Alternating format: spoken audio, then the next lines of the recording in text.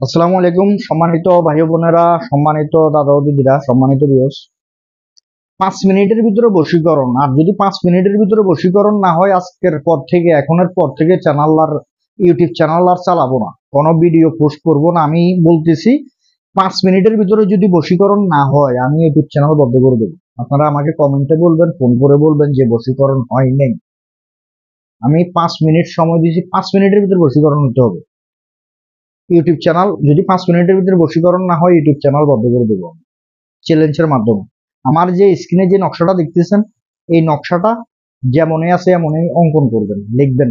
যে এরকম দেখাইছি ঠিক এরকম লিখবেন।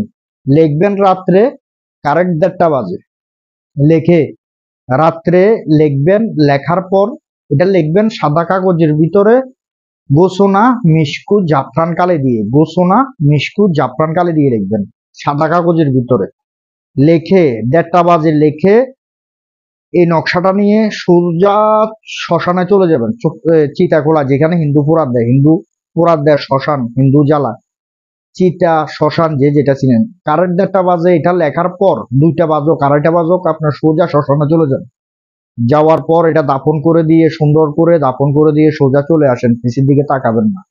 5 মিনিট ওখান থেকে আসার পরে 5 মিনিটের ভিতরে যদি আপনার বশীকরণ না হয় আমি ইউটিউব চ্যানেলে আর কখনো ভিডিও ছাড়বো না। যদি কেউ বলতে পারেন যে আমার কাজ হয়নি, আমি ইউটিউব চ্যানেলে ভিডিও দেবো না। 5 মিনিট সময় দিন, 5 মিনিটের ভিতরে বশীকরণ হতে হবে।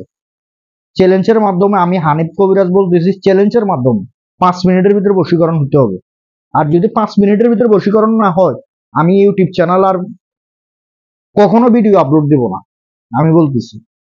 তো আমার ভিডিওগুলো যদি ভালো লাগে অবশ্যই চ্যানেলটি সাবস্ক্রাইব করে দিবেন, ফেসবুক পেজটা ফলো দিয়ে রাখবেন। আজকের মতন ভিডিও এতটুকু।